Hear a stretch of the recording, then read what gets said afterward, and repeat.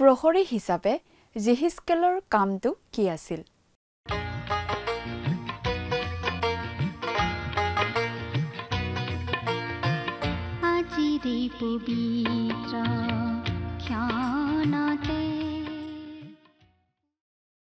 নমস্কাৰ, আমাৰ ভক্তিবচন অনুষ্ঠানলৈ আপোনাক স্বাগতম জনাইছো।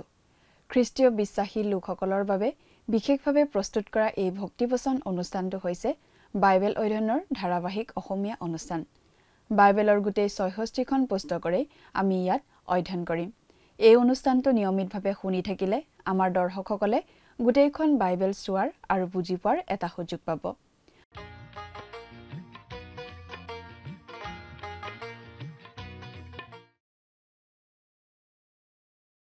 প্ৰিয় দৰ্শক, আপুনি যদি আমাৰ এই অনুষ্ঠানটো নিয়মিতভাৱে শুনি আছে তেনেহলে আপুনি নিশ্চয় জানে যে আমি এতিয়া বাইবেলৰ পুৰণি নিয়ম খণ্ডৰ জিহিজকেল ভাৱবাদীৰ পুস্তকখন অধ্যয়ন কৰি আছো।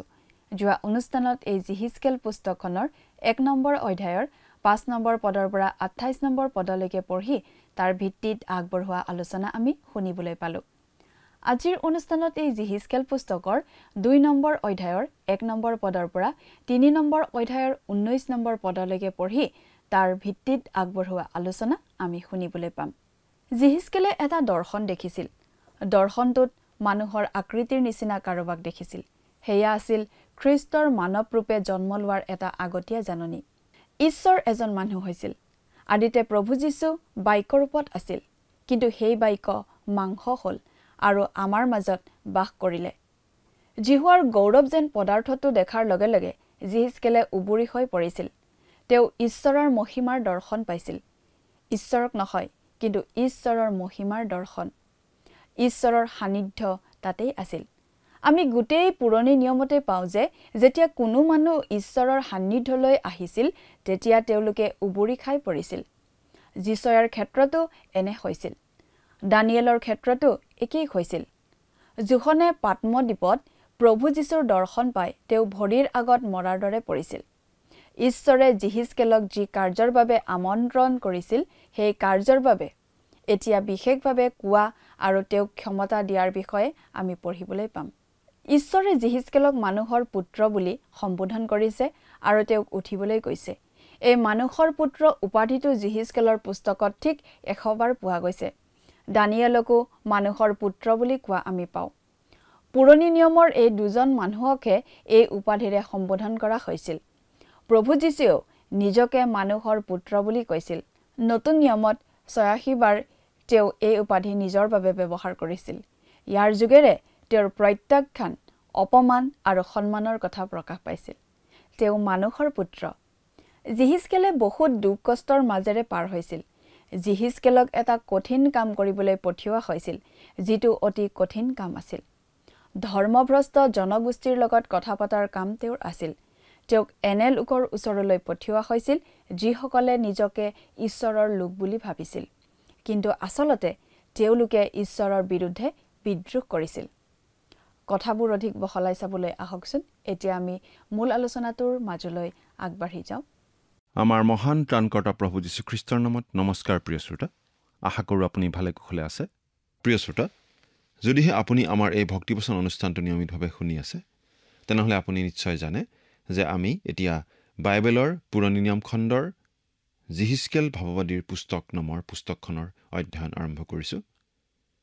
যোৱা অনুষ্ঠানত আমি এই জিহিজকেল ভাৱবাদীৰ পুস্তকৰ ১ নম্বৰ অধ্যায়ৰ শেষৰটো পদলৈকে পঢ়ি আলোচনা আগবঢ়াইছিলোঁ।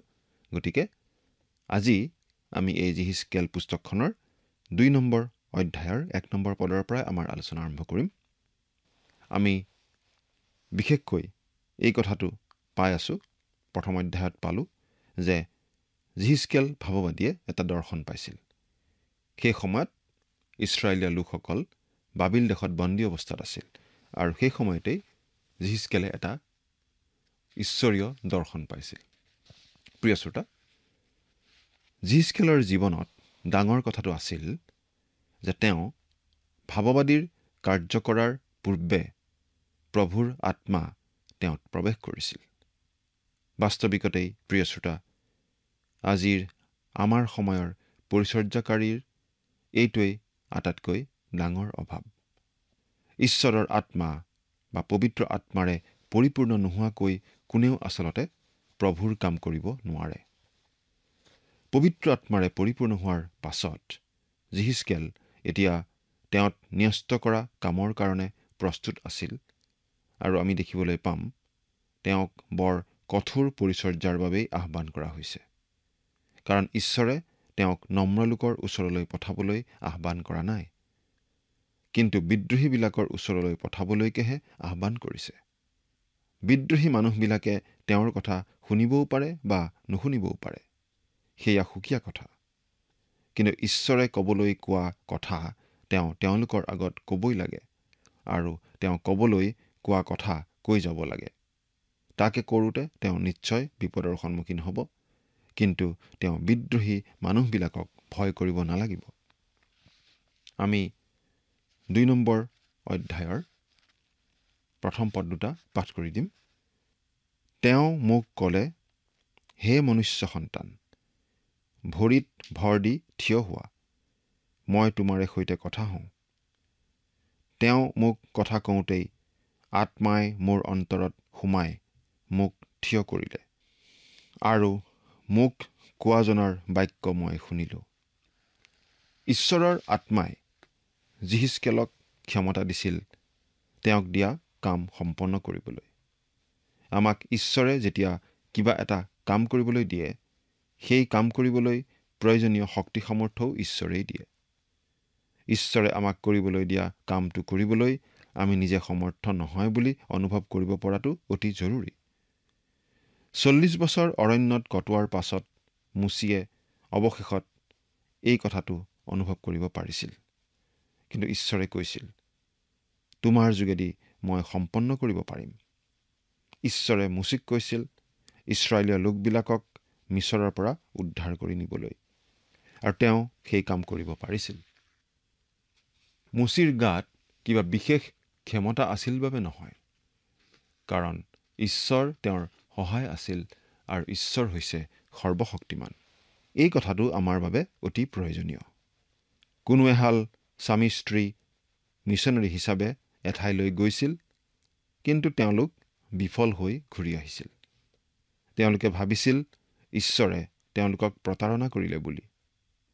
কিন্তু তেওঁলোকৰ লগত কথা পতাৰ পাছত এজন বয়সীয়া প্ৰচাৰকে অনুভৱ কৰিছিল যে আচলতে তেওঁলোকক ঈশ্বৰে সেই মিছনেৰী কামৰ বাবে আমন্ত্ৰণেই জনোৱা নাছিল।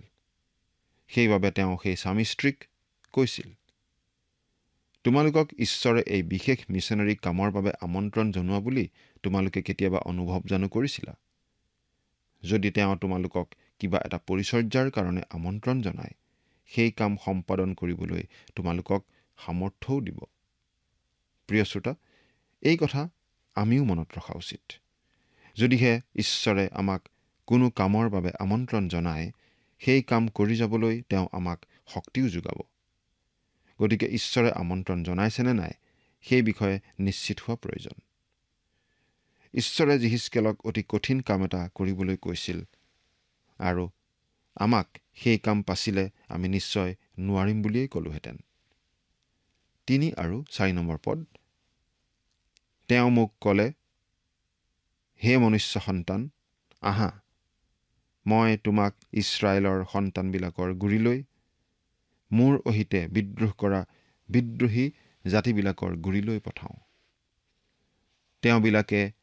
তেওঁবিলাকৰ পূৰ্বপুৰুষবিলাকে আজিলৈকে মোৰ অহিতে অপৰাধ কৰি আহিছে। সেই সন্তানবিলাক নিলাজ আৰু অবাধ্য। মই তেওঁবিলাকৰ ওচৰলৈ তোমাক পঠাওঁ। তুমি তেওঁবিলাকক ক'বা, প্ৰভু যীশুৱাই এই কথা কৈছে। ইছৰাইলীয় লোকবিলাকৰ বিষয়ে ঈশ্বৰে স্পষ্টভাৱে জনাই দিছে। তেওঁলোক বিদ্ৰোহী বুলি কৈছে। তেওঁলোক নিলাজ। তেওঁলোক যে বিদ্ৰোহী, এই কথাটো জিহিজকেল পুস্তকখনত আমি সঘনাই পাওঁ। ইছৰাইলীয় লোকবিলাকে ঈশ্বৰৰ বিৰুদ্ধে বিদ্ৰোহ কৰা বুলি ঈশ্বৰেই জনাই দিছে। প্ৰিয় শ্ৰোতা, আজি খ্ৰীষ্টৰ শুভবাৰ্তা কাৰ মাজত বিলোৱাটো সকলোতকৈ টান জানেনে? তথাকথিত খ্ৰীষ্টীয় সমাজৰ লোকসকলৰ মাজত খ্ৰীষ্টৰ শুভবাৰ্তা দিয়াটোৱেই আচলতে সকলোতকৈ টান। অৰ্থাৎ খ্ৰীষ্টীয় সমাজত থকা যিসকল লোকে খ্ৰীষ্টৰ বিষয়ে শুনিয়েই আছে কিন্তু খ্ৰীষ্টক প্ৰত্যাখ্যান কৰি আহিছে, তেওঁলোকক খ্ৰীষ্টৰ শুভবাৰ্তা দিয়াটো সকলোতকৈ টান। তেনেকুৱা বহুতো লোক মণ্ডলীত থাকে, কিন্তু আচলতে তেওঁলোক ঈশ্বৰ বিৰোধী লোক। তেওঁলোকে ভাবে আচাৰ ব্যৱহাৰ ভাল হ'লেই হ'ল, ভাল কাম কৰি থাকিলেই হ'ল, ভদ্ৰ হ'লেই হ'ল। তেওঁলোকে হয়তো মণ্ডলীৰ বিভিন্ন কাৰ্যসূচী আদিতো যোগ দিয়ে, হয়তো কিছুমান মণ্ডলীৰ অতি সক্ৰিয় সদস্য, কিন্তু তেওঁলোকে নিজকে হেৰাই থকা পাপী বুলি কেতিয়াও মানি নলয় আৰু পাপ স্বীকাৰ কৰি প্ৰভু যীশুৰ পৰা পাপৰ ক্ষমা বিচাৰি প্ৰভু যীশুক নিজৰ ত্ৰাণকৰ্তা বুলি গ্ৰহণ কৰিবলৈ ইচ্ছুক নহয়। আনকি তেনেকুৱা লোকক মন পালটনৰ কথা ক'লে তেওঁলোকে বেয়াহে পায়। এতিয়া 5 নম্বৰ পদটো চাওঁ হওক। তেওঁবিলাকে শুনক বা নুশুনক, কিয়নো তেওঁবিলাক বিদ্ৰোহী বংশ। তেওঁবিলাকৰ মাজত যে এজন ভাৱবাদী উপস্থিত হ'ল তাক তেওঁবিলাকে জানিব। ঈশ্বৰে জিহিজকেলক এই বুলি কৈছে, মই তোমালোকক এই বিদ্ৰোহীজনৰ মানুহখিনিৰ মাজলৈকে পঠিয়াইছোঁ। তেওঁলোকে তোমাৰ কথা মানক বা নামানক, তেওঁলোকে এটা কথা জানিব যে তেওঁলোকৰ মাজত ঈশ্বৰৰ ভাৱবাদী এজন আছিল। সেই কথা মই নিশ্চিত কৰিম। অৰ্থাৎ জিহিজকেল ভাৱবাদীৰ যোগেদি ঈশ্বৰে যিখিনি কথা তেওঁলোকক জনাই দিব, সেই কথাখিনি ফলিয়াব আৰু মানুহবোৰে বুজি পাব যে জিহিজকেল সঁচাকৈ এজন ভাৱবাদী আছিল। জিহিজকেল যোৱাৰ পাছত মানুহবোৰে সঁচাকৈ ক'ব যে তেওঁ সঁচাকৈ এজন ঈশ্বৰৰ ভাৱবাদী আছিল। এজন বাইবেল শিক্ষকে এনেদৰে মন্তব্য কৰিছিল, মোৰ কথা শুনি কোনোবাই খ্ৰীষ্টক বিশ্বাস কৰক বা নকৰক, কিন্তু মই বিচাৰোঁ মোৰ মৃত্যুৰ পাছত মানুহে যাতে কয় মই ঈশ্বৰৰ বাক্যই ঘোষণা কৰিছিলোঁ বুলি। অৰ্থাৎ আমাক ঈশ্বৰে যিটো কাম কৰিবলৈ দিছে সেইটো নিষ্ঠাপূৰ্ণভাৱে কৰাটোহে আচল কথা। 6 নম্বৰ পদ, যদিও কাঁইটীয়া বন আৰু কাঁইট গছৰ হাবি তোমাৰ লগত আছে, আৰু যদিও কেঁকুৰা বিচাবোৰৰ মাজত তুমি বাস কৰিছা, তথাপি হে মনুষ্য সন্তান, তুমি তেওঁবিলাকলৈ ভয় নকৰিবা বা তেওঁবিলাকৰ কথালৈকে ভয় নকৰিবা। যদিও তেওঁবিলাক বিদ্ৰোহী বংশ, তথাপি তেওঁবিলাকৰ কথালৈ ভয় নকৰিবা বা তেওঁবিলাকৰ মুখ দেখি ব্যাকুল নহবা। একেলগে আমি এই অধ্যায়টিৰ বাকী থকা পদকেইটা পঢ়ি দিম। তেওঁবিলাকে শুনক বা নুশুনক, তুমি মোৰ বাক্য তেওঁবিলাকক ক'বা, কিয়নো তেওঁবিলাক অত্যন্ত বিদ্ৰোহী। কিন্তু হে মনুষ্য সন্তান, তুমি হ'লে মই কোৱা কথা শুনা। সেই বিদ্ৰোহী বংশৰ নিচিনা তুমিও বিদ্ৰোহী নহবা। মুখ মেলা, মই তোমাক যি দিওঁ তাক খোৱা। তেতিয়া মই চাই দেখিলোঁ, এখন হাত মোলৈ মেলা হৈছে, আৰু চোৱা, সেই হাতত এখন নুৰিওৱা পুথি আছে। তেওঁ মোৰ আগত তাক মেলিলে। সেই পুথিখন ইলুটিয়ে শিলুটিয়ে 2 লুটিয়ে লিখা আছিল, আৰু তাত বিলাপ, শোক আৰু সন্তাপৰ কথা লিখা আছিল। দেখাত জিহিজকেল বিপদলৈ আগবাঢ়ি যাব লাগিব, কিন্তু ঈশ্বৰে কৈছে ভয় নকৰিবা, তেওঁলোকৰ কথালৈও ভয় নকৰিবা। জিহিজকেলৰ কামটো কেনেকুৱা হ'ব সেই কথা ঈশ্বৰে জনাই দিছে। সেই ইছৰাইলৰ লোকবিলাকলৈ বিলাপ, শোক আৰু সন্তাপৰ বিষয়ে বিশেষ বাণী তেওঁ বিলাই দিব লাগিব। 3 নম্বৰ অধ্যায়ত আমি পাওঁ, এই কঠিন কামটোৰ বাবে জিহিজকেল তেওঁৰ পৰিচৰ্যা কামৰ বাবে প্ৰস্তুত হোৱা। মিছলীয়া ভাৱবাদীহঁতে মিছাকৈয়ে বাবিলৰ যিহুদীসকল সোনকালে স্বদেশলৈ ঘূৰি যাব পাৰিব বুলি ভাৱবাণী জনাই আছিল। কিন্তু জিৰিমিয়াৰ যোগেদি ঈশ্বৰে আগতেই কৈছিল যে 70 বছৰৰ পাছতহে তেওঁলোক স্বদেশলৈ ঘূৰি যাবলৈ পাব। আৰু সেই কথাটোকে জিহিজকেলে তেওঁলোকৰ ওচৰলৈ গৈ নিশ্চিত কৰিব লাগে, আৰু সেই কথাকে শুনিবলৈ তেওঁলোকে ভাল নাপাব। তাকে শুনি বন্দিত্ব খাটি থকা যিহুদীসকল অধিক বিদ্ৰোহী হৈ উঠিব। এই কাম কৰিবলৈ যাওঁতে তেওঁ ঈশ্বৰৰ বচন ভাল পাব লাগিব, চুবাই চুবাই সেইবোৰ খাব লাগিব, অৰ্থাৎ খৰচি মাৰি অধ্যয়ন কৰিব লাগিব। আৰু মন কৰিবলগীয়া কথাটো কি যে জিহিজকেলে বিদেশীসকলৰ ওচৰলৈ গৈ ভাৱবাণী ক'ব লগা নহ'ব, কিন্তু বিদ্ৰোহী নিজৰ লোকবিলাকৰ ওচৰলৈ গৈ ভাৱবাণী ক'ব লাগিব। আচৰিত কথা, ঈশ্বৰে এনে বিদ্ৰোহী মানুহবিলাকৰ ওচৰলৈ জিহিজকেলক পঠাইছিল যিসকলে তেওঁৰ নিজৰ আৰু জিহিজকেলৰো কথা নুশুনিব। তেনেকুৱা বুলি জানিও ঈশ্বৰে বাৰু জিহিজকেলক কিয় পঠাইছে? সেইদৰে পঠাইছে যাতে এই বিদ্ৰোহী মানুহবিলাকে পাছত প্ৰভুক দুখ ধৰিব নোৱাৰে। আৰু ঈশ্বৰে যে তেওঁলোকে পতিত হোৱাটোক ইচ্ছা নকৰে তাকেই প্ৰমাণ কৰিবলৈ তেওঁৰ মংগলবাণী জনাবলৈ জিহিজকেলক সেই বিদ্ৰোহী স্বজাতিৰ মানুহবিলাকৰ ওচৰলৈ পঠাইছিল। মানুহবিলাক যিমান কঠোৰ আৰু বিদ্ৰোহী, তাতকৈও অধিক কঠোৰ আৰু দৃঢ়মনা হ'বলৈ আৰু নিৰ্ভীকভাৱে তেওঁৰ বাণী দিবলৈ ঈশ্বৰে জিহিজকেলক আদেশ দিছিল। এতিয়া ৩ নম্বৰ অধ্যায়ৰ 1 পৰা 3 নম্বৰ পদলৈকে পাঠ কৰি দিছোঁ। পাছে তেওঁ মোক ক'লে, হে মনুষ্য সন্তান, তোমাৰ আগত যি আছে তাক খোৱা। এই নুৰিওৱা পুথিখন খাই পেলোৱা। গৈ ইছৰাইলৰ বংশক কথা কোৱা। তাতে মই মুখ মেলিলত তেওঁ মোক সেই পুথিখন খুৱাই দিলে। তেওঁ মোক ক'লে, হে মনুষ্য সন্তান, মই তোমাক দিয়া নুৰিওৱা পুথিখন পেটলৈ নি তাৰে তোমাৰ উদৰ পূৰ কৰা। তাতে মই তাক খোৱাত সেয়ে মোৰ মুখত মৌজোলৰ নিচিনা মিঠা লাগিল। আত্মিক আহাৰৰ বাবে ঈশ্বৰৰ বাক্য ভক্ষণ কৰক। প্ৰিয় শ্ৰোতা, আপোনাক সুধিব খুজিছোঁ, আপুনি বাৰু প্ৰভু যীশুক ভাল পায়নে? তাৰ আগতে আপোনাক সোধা উচিত, আপুনি ঈশ্বৰৰ বাক্যক প্ৰেম কৰেনে? প্ৰিয় শ্ৰোতা, ঈশ্বৰৰ বাক্য আমাৰ জীৱনৰ এৰাব নোৱাৰা অংগ হৈ পৰা উচিত। আমি যদি ঈশ্বৰৰ বাক্যক প্ৰেম কৰিব পৰা নাই, তেনেহ'লে আমি কেতিয়াও প্ৰভু যীশুক প্ৰকৃত অৰ্থত ভাল পাব নোৱাৰিম। কোনো মানুহেই ঈশ্বৰৰ বাক্য ঘোষণা কৰা উচিত নহয় যদিহে তেওঁ ঈশ্বৰৰ বাক্যক ভাল নাপায়। মুখেৰে কোৱা বাক্য অন্তৰেৰে বিশ্বাস কৰিব লাগে। পুলপিতৰ পৰা আমি আমাৰ বাকপটুতা দেখুৱাব নালাগে। আমি ঈশ্বৰৰ বাক্যহে ঘোষণা কৰিব লাগে। এবাৰ এজন প্ৰফেচাৰে নতুন বাইবেল শিক্ষক এজনক সুধিছিল, আপুনি ঈশ্বৰৰ বাক্যৰ বিষয়ে কি তত্ত্ব মানে?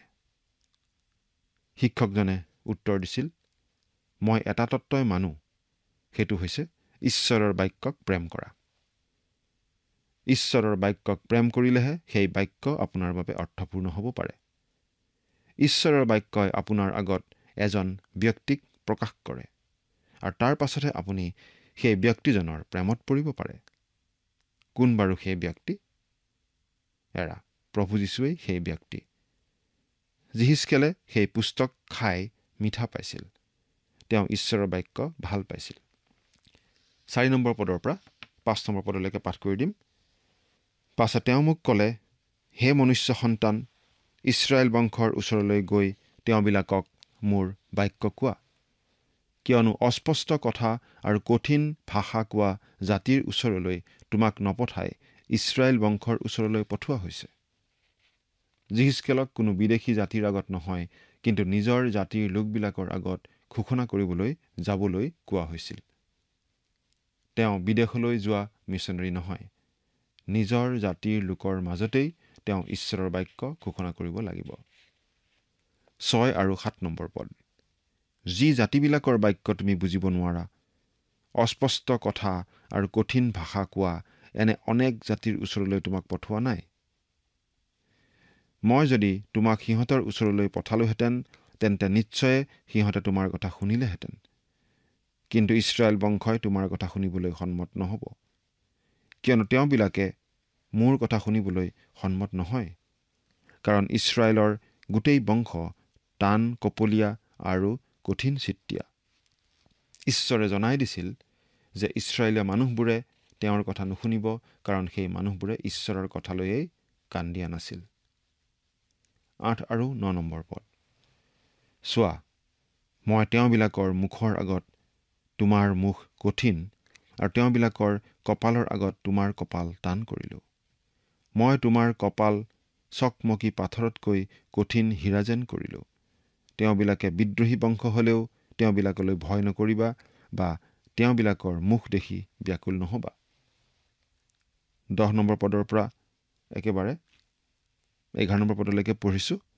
তেওঁ মোক আৰু ক'লে, হে মনুষ্য সন্তান, মই তোমাৰ আগত যি যি কথা কওঁ সেই আটাই কথা অন্তৰত গ্ৰহণ কৰা আৰু কাণত ঠাই দিয়া। আৰু তোমাৰ দেশান্তৰিত স্বজাতীয় সন্তানবিলাকৰ গুৰিলৈ গৈ তেওঁবিলাকক কথা কোৱা।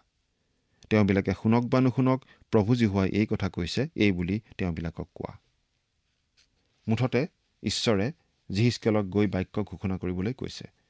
এতিয়া আমি এটা বিশেষ বিষয় পাওঁ, সেইটো হৈছে জিহিজকেলৰ যি পৰিচৰ্যা, সেই পৰিচৰ্যাটো প্ৰহৰীৰ নিচিনা পৰিচৰ্যা।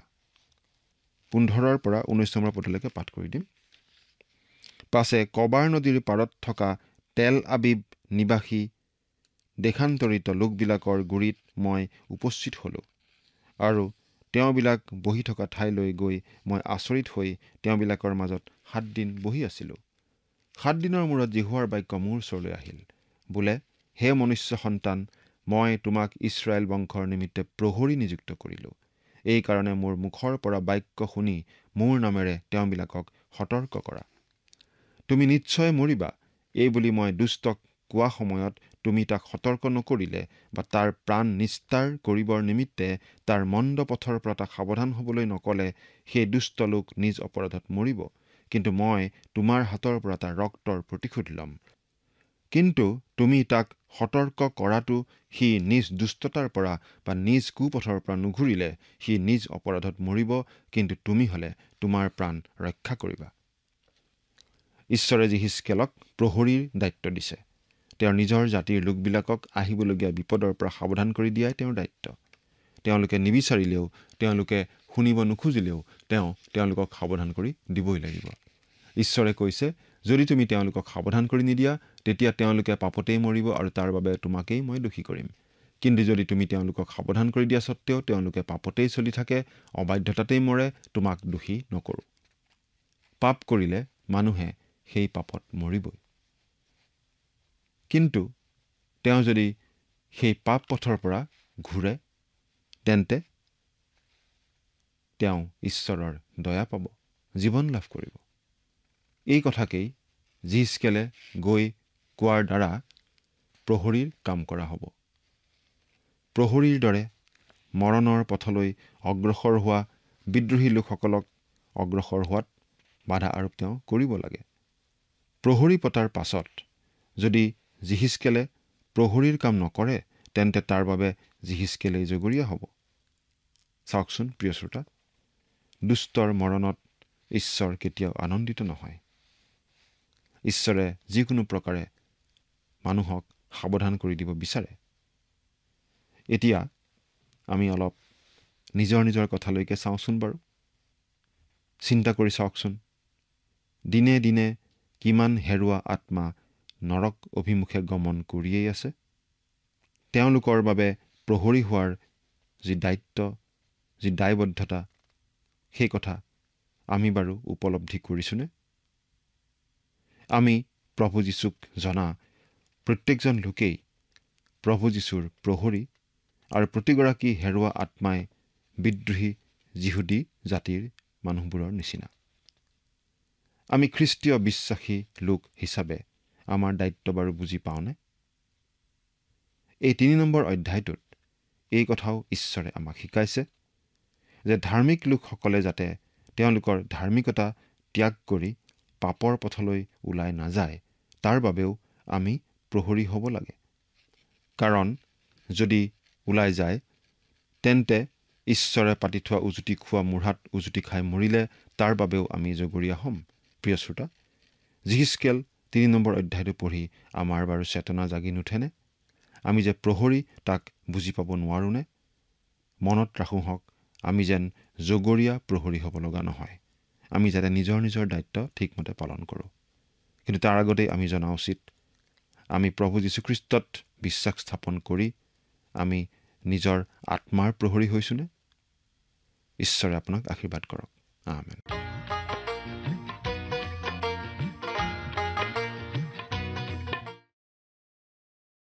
ঈশ্বৰে জিহিজকেলক তেওঁৰ লোকসকলক সতৰ্ক কৰিবলৈ প্ৰহৰী হিচাপে কাম কৰাৰ দায়িত্ব দিছিল। মানুহবোৰে হয়তো কথাবোৰ শুনিবলৈ নিবিচাৰিব, কিন্তু তেওঁলোকক সকীয়াই দি থাকিব লাগিব। ঈশ্বৰে তেওঁক কৈছিল, যদি মানুহবোৰে তেওঁলোকৰ পাপত মৃত্যুবৰণ কৰিব বুলি জিহিজকেলে সকীয়াই নিদিয়ে, তেনেহ'লে জিহিজকেলক দায়ী কৰা হ'ব। কিন্তু যদি জিহিজকেলে তেওঁলোকক সকীয়াই দিয়ে আৰু তেওঁলোক অবাধ্যতাত অব্যাহত থাকে আৰু নিজৰ পাপত মৃত্যুবৰণ কৰে, তেন্তে জিহিজকেলক দায়ী কৰা নহ'ব। এইটো আছিল জিহিজকেলৰ দায়িত্ব আৰু ঈশ্বৰে কামটোৰ বাবে তেওঁক উপযুক্ত মানুহ হিচাপে বাছি লৈছিল। প্ৰহৰীজনে শত্ৰু অহাটো নিজে চিনি পাব লাগিব আৰু মানুহবোৰক সতৰ্ক কৰি দিব লাগিব। প্ৰিয় দৰ্শক, আজিলৈ আমাৰ অনুষ্ঠানটো ইমানতে সামৰিব বিচাৰিছোঁ। পৰৱৰ্তী অনুষ্ঠানত আপোনালোকক পুনৰ লগ পোৱাৰ আশা ৰাখিলোঁ। সামৰণি মৰাৰ আগতে আহকচোন আমি খন্তেক প্ৰাৰ্থনাত মূৰ দুৱাওঁ। স্বৰ্গত থকা অতি মৰমীয়াল দয়ালু পিতৃ ঈশ্বৰ, প্ৰভু তোমাক ধন্যবাদ দিছোঁ। দয়ালু মৰমীয়াল পিতৃ ঈশ্বৰ, এই সময়তে প্ৰাৰ্থনা কৰিছোঁ তোমাৰ চৰণত। প্ৰভুজী, তোমাৰ পবিত্ৰ বাক্য আমি শিকিলোঁ আৰু সঁচাকৈ পিতৃ, আমি যাতে তোমাৰ সন্তান হিচাপে কেতিয়াও যাতে আমি তোমাৰ বাক্যক যাতে অৱহেলা নকৰোঁ, আমি আমাৰ জীৱনত সদায় তোমাৰ বাক্যক আগস্থান দি তোমাৰ বাক্যত কোৱাৰ দৰে প্ৰভু আমি আমাৰ জীৱনটো যাতে সেইমতে চলিবলৈ পাৰিম, তেনে আশীৰ্বাদ প্ৰভু তুমি আমাক প্ৰত্যেককে দান কৰিবা।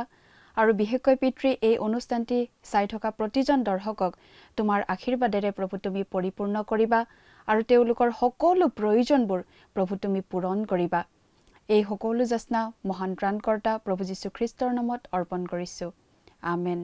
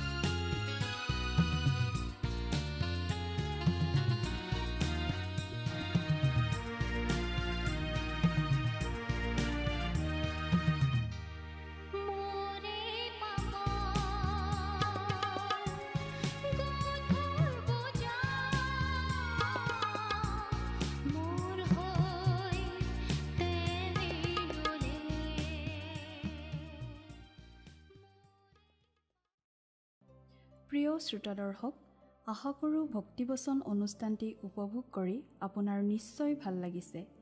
এই বিষয়ে আপোনাৰ মতামত জানিব পাৰিলে আমি নথৈ আনন্দিত হ'ম। আপোনাৰ যদি আমাৰ এই অনুষ্ঠানটি উপভোগ কৰি ভাল লাগিছে, তেন্তে অনুগ্ৰহ কৰি আমালৈ এটি মিছ কল দিয়কচোন। আপোনাৰ এটা মিছ কল আমাৰ বাবে অতি মূল্যৱান। প্ৰতিটো মিছ কল দিয়া সকলৰ মাজৰ পৰা এজন বিশেষ দৰ্শকক বাছি লৈ সপ্তাহৰ শেষত পুৰস্কৃতও কৰা হ'ব। মিছ কল দিয়া নম্বৰটো হৈছে 0444908125। আপোনাৰ যদি কিবা প্ৰাৰ্থনাৰ বিষয় থাকে বা অধিক জানিবলৈ ইচ্ছা কৰে, তেন্তে টেলিফোনৰ মাধ্যমেৰেও আমাক যোগাযোগ কৰিব পাৰে। আমাৰ টেলিফোন নম্বৰটো হৈছে 7429840242। আপুনি আমালৈ ইমেইল অথবা পত্ৰযোগেও যোগাযোগ কৰিব পাৰে।